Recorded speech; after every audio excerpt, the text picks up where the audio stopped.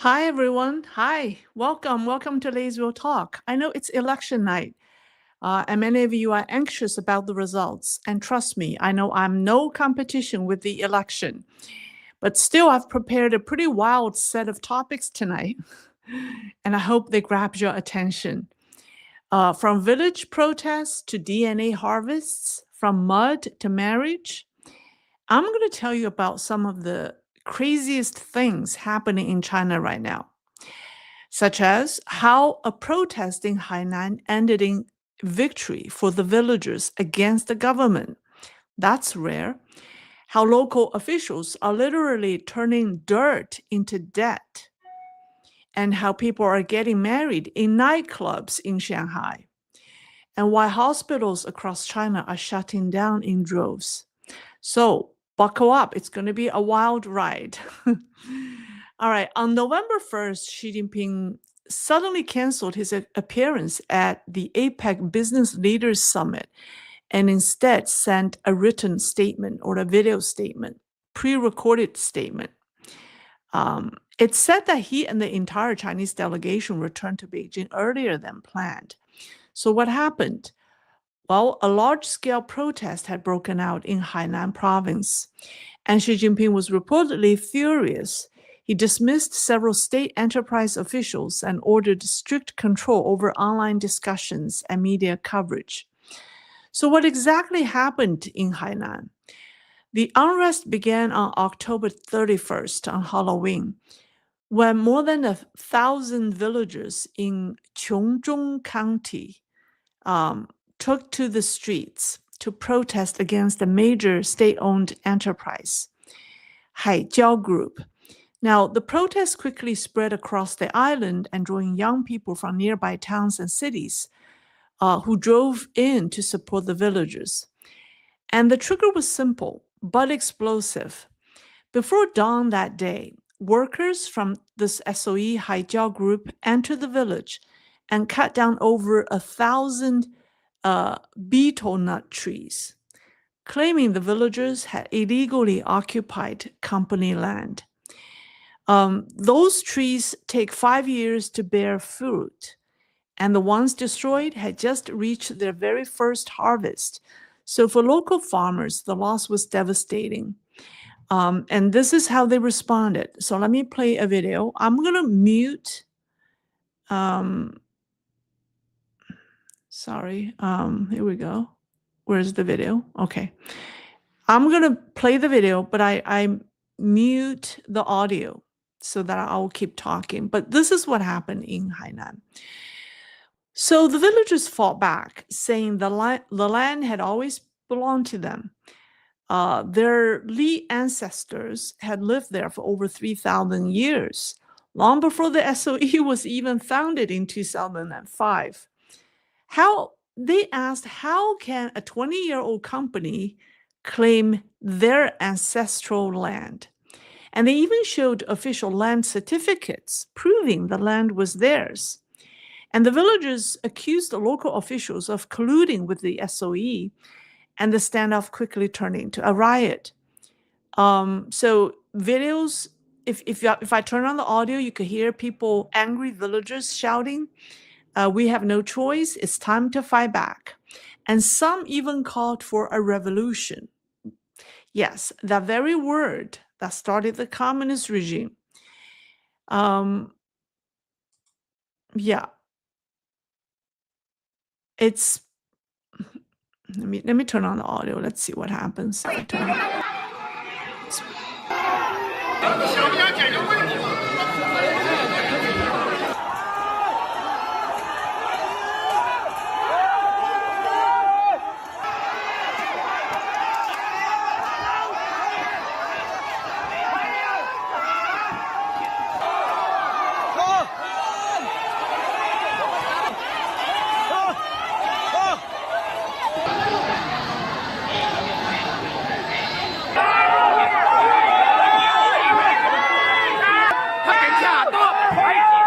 Okay, so let me mute this. So the SOE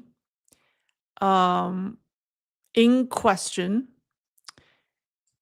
Let me come back. The SOE in question is Haijiao Group, officially known as Hainan Natural Rubber Industry Group, which is China's largest natural rubber producer and listed on the Shanghai Stock Exchange since 2011.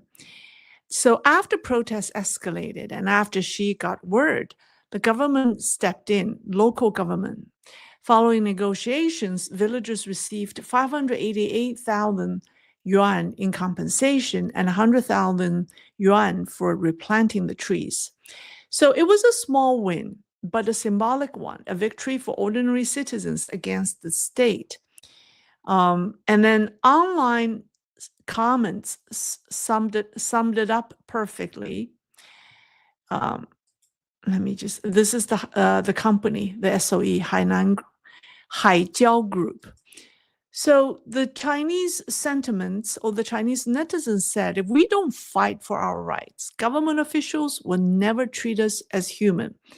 That's how people summed up this protest. And I think this line captured the mood in China today. Xi Jinping knows this tension between the people and local governments is a powder keg. And that's likely why he rushed back to Beijing to make sure the situation didn't spiral out of control. Now, as China's economy continues to falter, the financial pressure on local government is getting worse, and ordinary citizens are feeling it. Clashes between villagers and officials are growing more frequent. Many state-owned enterprises or SOEs are colluding with local governments, siphoning off public land, money, and resources. Let me come back. Now, what I want to tell you next is let's look at another case to understand how the system really works now. Because we all know that the local governments don't have money. They're having fun, they're cash strapped. So I'll give you one case that perfectly illustrates the kind of crooked short-term games local governments are playing to get funding. It's a story that sounds almost unreal. It's China's latest gold rush. And this is what I call it, how local governments turn dirt into debt. Basically, two small reservoirs in the country's far northeast, one of the poorest regions in China, have suddenly become billion-yuan assets, at least on paper. And according to the Chinese media outlet Finance Headlines, on October the 29th, two reservoirs in Yi'an County, Qiqihar City, and Heilongjiang sold 20-year disposal rights to their 11 million cubic meters of silt for a staggering 839 million yuan, which is about 116 million US dollars. Now, for years, local water authorities saw this silt as a burden, right? Dredging it cost millions. Yet someone just paid over how much? 800 million yuan, or over $100 million for the right to clean up mud. So who would buy that? Well, the buyer turned out to be a newly established state-owned company called Qiqihar Zeyuan Environmental Protection Industry Company. It's a 100% government-owned company with registered capital of 270 million yuan. So the company doesn't have the 800 million that it bid, right? The company only has 270 million yuan, but it bought the 20-year right to clean up the mud in two reservoirs with 839 million. Now, this company was founded on October 10th, just 2 weeks before the auction. So this isn't an isolated case. 2 months earlier, in another reservoir, it's called Dongfanghong Reservoir, in Tieli City sold 1.45 million cubic meters of silt for more than 60 million yuan. That one is less, much less. 60 million yuan is about 8 million US dollars. So now in that earlier case, the sludge was priced at 42 yuan per cubic meter. But in Qiqihar, the price nearly doubled, 76 yuan per cubic meter in just 2 months. Now, officials claim the silt was rich in nutrients like nitrogen, phosphorus, and potassium, making it allegedly the ideal material for organic fertilizer. But analysts quickly did the math. Even if turned entirely into fertilizer, assuming the quality is good, annual output will be worth about 100 million yuan. I think that's very optimistic, but that's what they did. But with 839 million yuan spent upfront, plus construction, labor, and operating costs, as the company claimed that they're going to build factories to turn this into fertilizer. Somebody did the math. They said it would take 80 years to break even, for this project to break even. And the disposal license only lasts 20 years. So clearly the profit isn't in the mud. Now the real game is borrowing against the mud. So a clue came from that earlier Dongfanghong reservoir project. Now, after that buyer paid 60 million yuan for the silt there, the buyer used its 5-year income rights as collateral and obtained a 45 million yuan green loan from the Agricultural Development Bank of China. Right? The price of the project was 60 million, and they obtained a 45 million yuan loan. In short, the mud was just the excuse. The real goal was financing. And analysts now believe the same thing would happen in Qiqihar.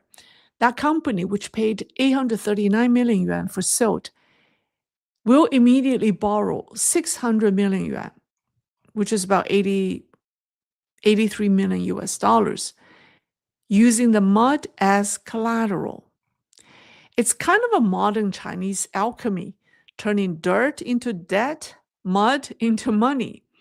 But the real asset isn't the mud, it's the loan. One Chinese commentator put it simply. He said, 2 nondescript reservoirs in Heilongjiang were suddenly turned into gold mines by a single contract. A state firm founded just weeks earlier became the star. It's a financial illusion born out of fiscal desperation. So now we all know that for decades, land sales fueled China's local government finances. Local officials borrowed against land, sold it to developers, and used the proceeds to fund construction and boost local GDP. But now that the property market has collapsed, that engine is dead. So local governments are desperately looking for new collateral, using a new policy called the 3 Assets Reform. That's the name of the program, called 3 Assets Reform. Provinces are told to treat all state-owned resources as financial instruments. So what do? Well, they turn every resource into an asset, and then turn every asset into a security, then turn every fund into leveraged capital. So in simpler terms, they monetize everything. If you can use it, if you can use the resource, the mud, then use it. If you can, sell it. If you can't sell it, rent it. If you can't rent it, use it as collateral and borrow money against it. Now, local governments are labeling mud, garbage, river water rights, and even carbon in the air as assets. Not to grow the economy, but to keep the credit lines open. There's no real cash flow, no new productivity, just financial packaging and creative accounting. And so one analyst said, the mud never moves, only the money does. In this model, officials meet their targets, banks hit their loan quotas, and everything looks fine on paper. But taxpayers, Chinese taxpayers, quietly become collateral for the future debt or for tomorrow's debt. That's the gist of it. Now, these examples show the growing desperation inside China's local government financing system. But while governments are broke, they're still spending on strange, costly projects. And some of them are far more troubling. Let's move to one that recently alarmed the public. In several provinces, local authorities have launched mass DNA and blood sampling campaigns targeting male residents. On October 23rd, a man from Pingwu County, Sichuan, reported online that every male in his village was required to give a blood sample or have blood drawn from them. So he questioned the legality, noting that DNA had already been collected from them 3 years earlier. And then 5 days later, local police confirmed it, that all male citizens were being sampled to, quote, improve the national DNA database for crime prevention and public safety. But this caused an alarm.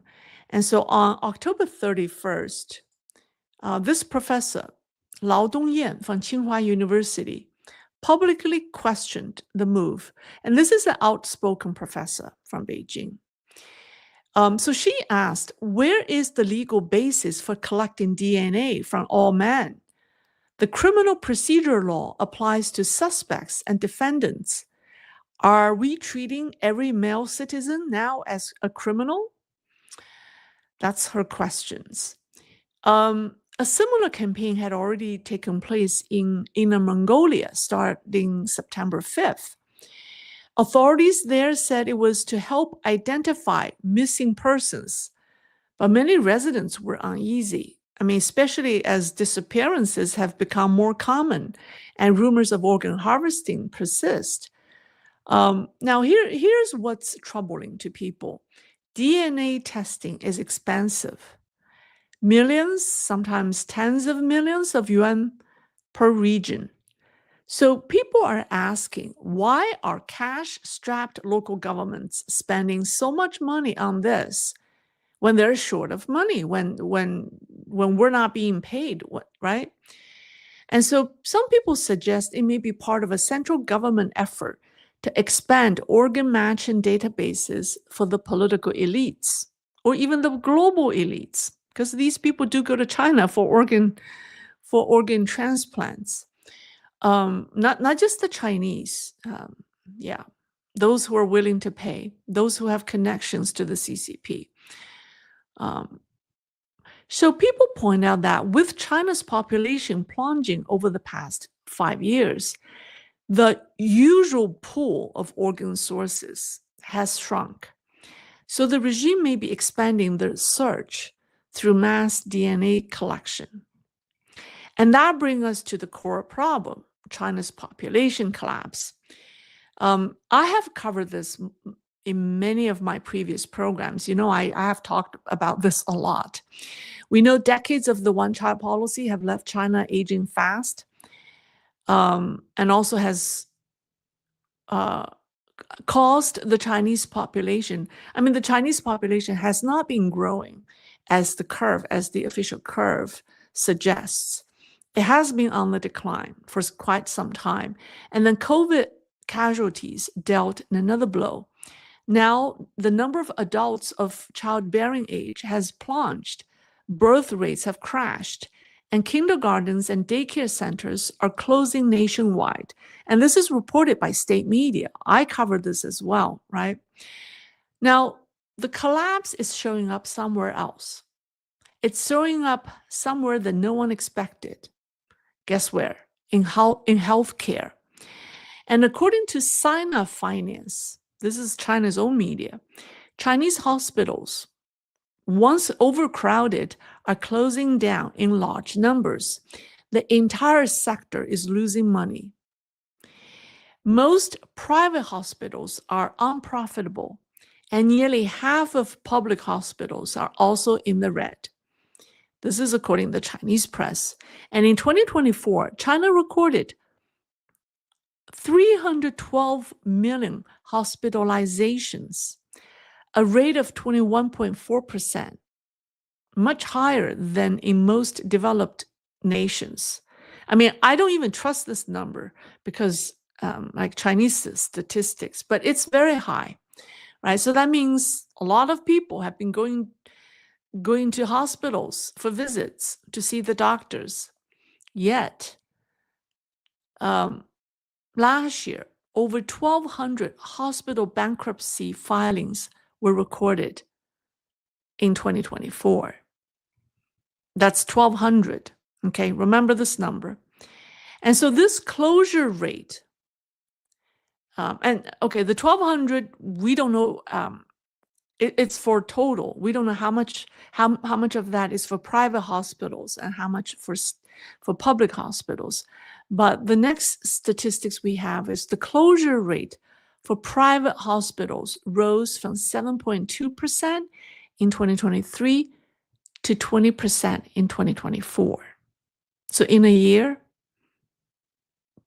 it's almost like 20% of the private hospitals are folding. And then in 2025, the pace doubled. By mid-year, 1,247 private hospitals had already shut down. That's about 7 per day. Now think about it. If we go with the official statistics, last year, the whole year saw 1,200 hospitals, private and public, closed, went bankrupt, right? Throughout the whole year, 1,200. By June, 1,247 private hospitals had already shut down. And that doesn't include public hospitals. And this is only half of this year. So it's unbelievable. And even the public hospitals weren't spared. I mean, they're just not giving us data on the public hospital closures. But we know that at least 10 across multiple provinces have been forced to merge. The number of closures or bankruptcies by of public hospitals is not known. But some hospitals, like this one, oh yeah, this is a picture of showing how empty the hospitals, Chinese hospitals are. So this is a major hospital. It's called Hainan Hospital. It was built with 2 billion yuan, and it was built to serve 50 million people across 3 provinces. It went bankrupt this year, leaving 1.26 billion yuan in debt and 600 unpaid employees. And across the country, medical staff are protesting unpaid wages. I'll just show you some of the examples. This one is in Jiangxi Province, Shangyao-shi Fanyang-xian, the second hospital in Boyang Lake, closed after 8 months of salary delays. People weren't paid for 8 months, and then it folded. And then January 16th of this year, one of the top 100 hospitals in China, it's the Wuhan Maternity Hospital, suspended operations. This is due to the declined fertility rate. And then last October, Henan Xinxiang 第四人民医院, this one. Staff, you see here, staff held banners reading, "We need to live," after 9 months without pay. Now, these are public hospitals. These are not private hospitals. And the root cause? Population loss. Just like kindergartens closed because there were fewer newborns and fewer children, hospitals are not closing because there are just fewer people, period.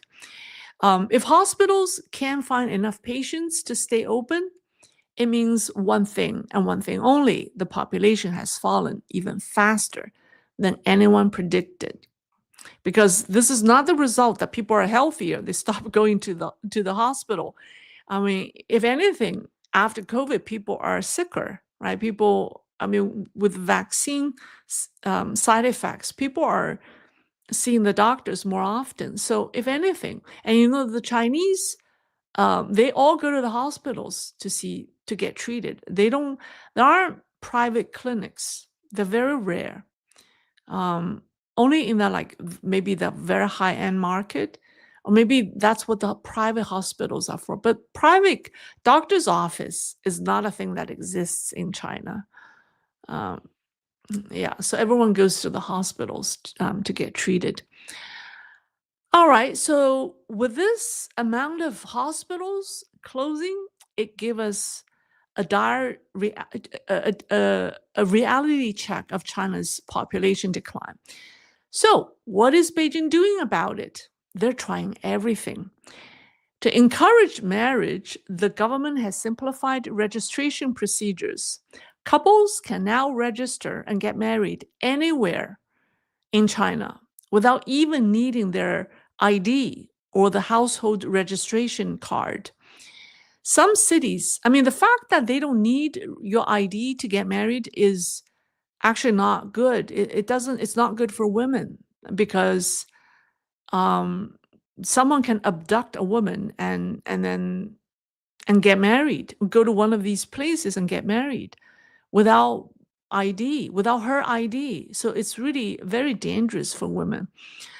So some cities have taken this to extremes, setting up a marriage booth in parks, shopping malls, subway stations, and yes, even nightclubs. That's right, nightclubs.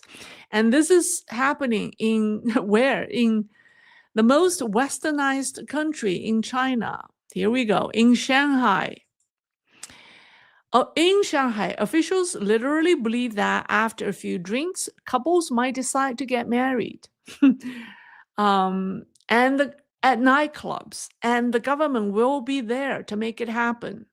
So on November 4th, Sina Finance reported that Shanghai's Huangpu district, their civil affairs bureau, launched a limited time, it's a pilot project called Nighttime Marriage Certificate Experience. They call this an experience. I don't understand. I mean, it's not like you go out to have a drink or have dinner. I mean, people are getting married. They call that experience. I don't know. It's not, unless you marry, what, 5, 6 times, you call this an experience. It's a lifetime experience. But anyway, they're offering that at a local nightclub. Couples could, I have to laugh. It's just too funny. Couples could legally marry there, complete with a wedding concierge desk that guides them through every step, from signing in to all the way to receiving their certificate, all to create a quote unquote smooth and romantic experience. All right. And there was even a state of mind confirmation. Yeah, there's a step in the process called state of mind confirmation to ensure what? To ensure both parties were sober and fully consenting, to avoid what they called impulsive regrets. As we say in Chinese, 此地无银三百两. The very act of denying something makes it obvious. Well, who would believe people at a nightclub could be sober and not impulsive?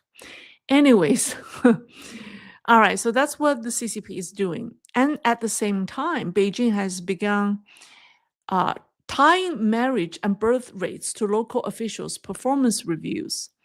In other words, getting people married and having babies is now a political KPI. All over the country, cities are offering marriage vouchers and cash rewards. In Ningbo, for example, newlyweds can receive 1,000 yuan in vouchers for wedding-related expenses. Other cities offer between 800 and 1,000. I mean, compared with the wedding costs, this is nothing. You offer people 1,000 yuan, and then you think that they have the incentive to get married. But so the reaction was is very cynical. People wrote, "What we lack isn't vouchers, it's confidence in marriage." And another person wrote, 1,000 yuan coupon? Staying single saves me 700,000. Others wrote, "They're not helping you getting married. They're just trying to make you spend." So to slow the population decline, the CCP has also introduced fertility subsidies.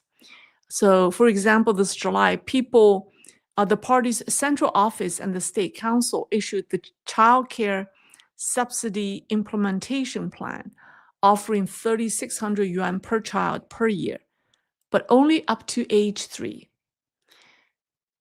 But parents are going to think, well, what am I going to do after the kid turns 4? Right? It costs more. As the kid grows older, it costs more money. So it's not very helpful. And then in August, Beijing also announced free kindergarten tuition for the final year. Well, final year, what about the earlier years? So, and in some places, like in Hubei, newlyweds can apply for a 59,000 yuan housing subsidy when they buy a new home, while families with second and third children get 800 and 1,000 yuan per month, respectively. But again, the public isn't buying it. When property prices are so high and living expenses soaring, these subsidies mean almost nothing. So now, across China, even teachers and public employees are being pressured to have more kids. And one teacher said that her principal and union regularly remind her to consider a second child, and that the number of children you have now affects promotions. But despite all the propaganda and incentives, people still aren't marrying and still aren't having children. Why? Because the problem isn't just financial, it's societal and moral. Let me give you one example. This story is about a man whose last name is Zhu, Xiao Zhu. Yeah, that's him. He looks like a nice guy. I mean, his story is heartbreaking. Okay, so he's from Shanxi. So he's known online as Xiao Zhu. He had been dating his girlfriend for years. At age 35, that's in 2023, he finally saved 188,000 yuan for the bride's price. You know that the money that the groom needs to give to his future parents-in-law in order to marry their daughter. It's a traditional custom, but it has been twisted and turned into what I call a financial mergers and acquisitions between two Chinese families when their children marry. It's very sad. It's not the Chinese tradition at all. So he finally saved the 188,000 yuan for that money after years of hard work and sacrifice. Then just before the wedding, the bride's family suddenly demanded an extra 30,000 yuan for the so-called 3 golds, meaning a gold ring, a gold necklace, and gold earrings. That broke him. When he challenged his girlfriend, because his monthly income was only 4,000 yuan a month. He lived very frugally, eating like steamed buns, renting a tiny room to live in, and even borrowed 20,000 yuan from friends to reach his goal. That's how he had been living. And so when he tried to reason with his girlfriend, she said, All my girlfriends have the 3 golds. And that was it. He canceled the wedding and he walked away from the relationship altogether and from the life he had planned.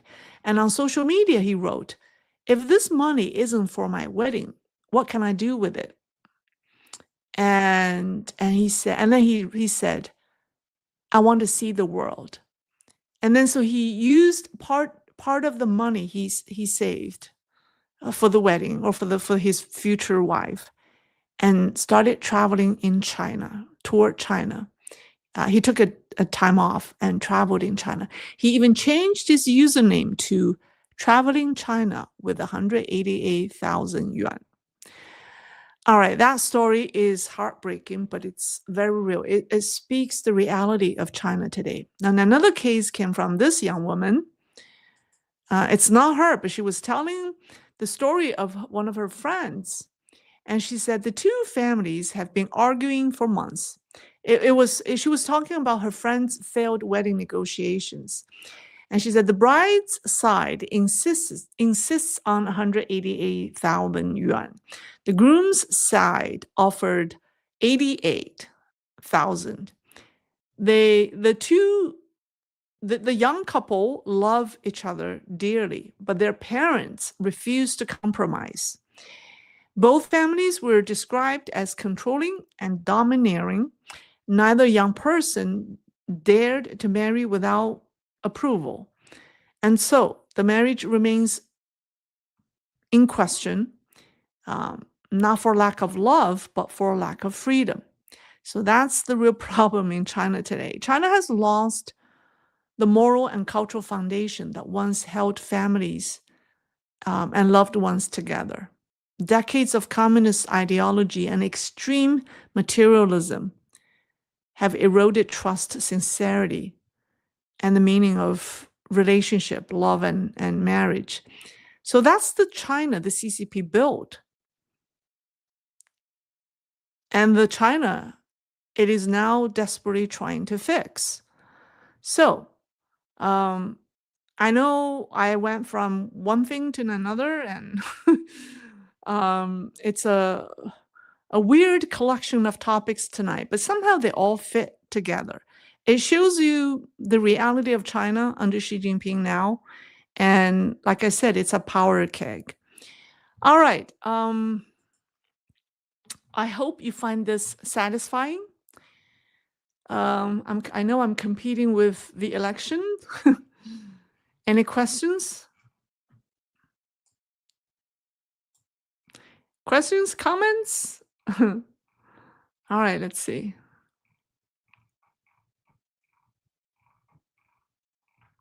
I even heard another story. This groom was smart that he called off the wedding and walked away with the 188,000 yuan that he had saved. I think it's good. It's good that he didn't step into that marriage. But there were other stories where on the wedding day, as the bride walked out of the car or the limo, whatever you call that, the wedding sedan, her entourage refused to go to the wedding venue. The parents demanded extra money, or they would not attend the wedding, and the groom couldn't take it and ended his life. I read a story like that. It's just heartbreaking. You cannot imagine what went through people's minds.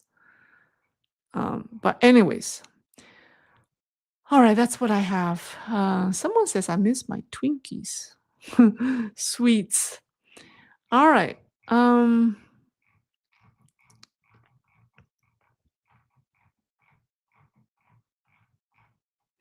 Brian Cow. Well, thank you, Brian. Brain Kua. Okay, here's a question from Miney Kyla. Welcome to the live. Lei has the live on every Tuesday, Thursday, Well, thank you. All right. Thank you, Chris, for answering that question for me. Tuesday, Thursday, and Saturdays. I'm now trying to do it earlier. Um, Ideally at 9 o'clock, but if not, no later than 9:30. Yeah, I'm trying to do it earlier now that winter has arrived. Okay. All right. Let's see.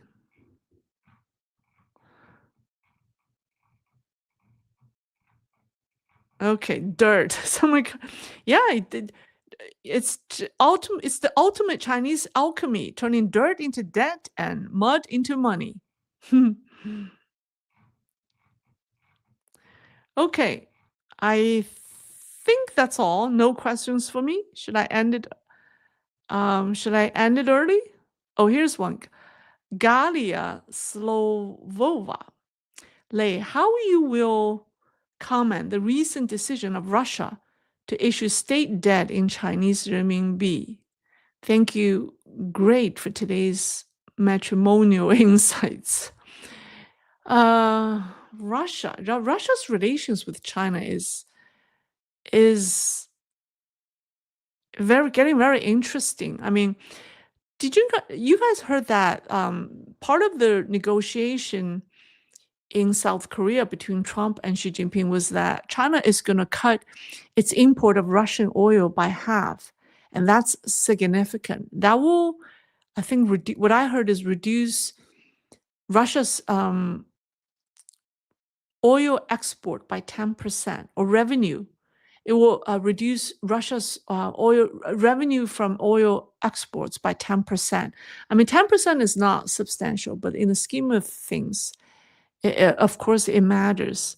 So as soon as that happened, one of Russia's officials flew to Beijing and is meeting with Li Qiang. So the recent decision for Russia to issue state debt in Chinese, I think that could be just an announcement that Russia is desperately trying to show that China is still by its side. You know, Russia desperately needs this, but it could be just a one-sided declaration by Russia. I think it depends based on the agreement. I mean, the White House released more information on the agreement that was reached in South Korea, and also President Trump gave more detail in his interview with CBS, the 60-minute interview. So we learned more details, right? He said that 20 minutes into the meeting, China agreed to everything that the Americans brought up. So you wonder why Xi Jinping gave in that much. I really think Xi Jinping wasn't the one who made the decision. I really think the only explanation is Xi Jinping is a puppet. So he doesn't have the final say. I mean, if it were up to him, if he still has the power in making foreign relation decisions or trade negotiation decisions, I think he would definitely still try to negotiate with Trump, but it wasn't his decision. So this claim by Russia to issue state debt in Chinese renminbi, it could be just his claim. Even if Xi Jinping has worked with him on that, we don't know if those who are actually controlling the regime from the back, how they would react to this decision. So we don't know. I think Russia is also creating all these smoking screens to confuse the landscape. Yeah, someone says the new Japanese PM met with the Taiwan delegate at APEC. Yes, absolutely. She posted in her social media account with a picture. And also interestingly, this time Taiwan, the host showed Taiwan as a separate country, because they didn't say it with its own flag, and alphabetically it's not listed as Chinese Taiwan. It's T. It's alphabetically listed under T. So that's, I think, a step forward. I'm happy to see that. And say, Lei, we cannot see whatever pictures you're referencing. Really? Oh, no pictures? Oh, now, no more pictures. There's no more pictures. Yeah, no more pictures. Anyways. All right. From Lee Shepherd, 834. If an external power were to declare war on the CCP directly, do you think the Chinese people will reunify under the CCP banner? No, probably not. Well, it depends on what that country is. If it's the United States, I think the Chinese will probably open their doors and windows and welcome the Americans. But if that country is Russia, they'll pick up the weapon and fight the Russians. I think it all depends. Do you know that the Chinese, I want to tell you something that's really funny. The Taiwanese government recently passed a law or a regulation that mandates, Chinese citizens, they do not acknowledge dual citizenship. If you want to have a permanent residency, if you want to have a residency or resident status in Taiwan, you need to abandon your Chinese passport, mainland Chinese passport. And so that's a rule. And it actually got mainland Chinese started to discuss, to say, hey, I want to abandon, if what it requires is abandoning my Chinese passport so that I could go and live in Taiwan, count me in. I I'm all for it. So that the Chinese are discussing how they can, get rid of their Chinese passport so they can move to Taiwan. Of course, the Taiwanese government wouldn't accept them because it would be, you have millions and probably tens of millions of Chinese flooding to Taiwan. But I thought that was really funny. So when you ask me if a war, I think many Chinese would just probably sit there and watch and not helping their government. Okay. All right. James James Mohammed Lei. None of the pictures you were talking about earlier could be seen. Really? Oh, no pictures? You cannot see the pictures? So this is the man. This is the 35-year-old Xiao Zhu, who worked so hard to save 188,000 yuan to marry his girlfriend, but ended up using the money to travel. This is the woman who told the story about her friends whose parents and future in-law couldn't agree on their on the bride's price, and they have no say in that. And this is the nightclub. This is the Shanghai government's announcement to, this is the picture on the right is actually the picture of the nightclub that will be offering marriage certificate experience to couples. Anyways, yeah, these are the hospitals. Okay, I hope these pictures could provide you with additional values. Oh, someone says, Lei, you look so delicate, like rose petals. Am I delicate? I think I'm pretty tough. I'm a tough cookie. I don't think I look like, my name Lei, people always mistaken it as the flower petal Lei. And I always tell them, no, it's not the flower. The three pieces of a stone, the very honest, upright Lei. That there's a Chinese character, Lei, that's made up of three pieces of stone. It means honest and upright. I say, that's me. Not the pretty flower. Okay. Lei has delicate, fine outlook as a lady and a powerhouse as a commander, as a commentator. Oh, I saw commander. Such amazing combination. All right. Okay. Well, thank you very much for the comment. I feel very special. All right. That's all for tonight. I think it's election night. I have no idea who's winning, who's not. Are we going to have a communist mayor in New York City or not? Let's find out. Thank you very much. Okay. I'll see you on Thursday. Bye.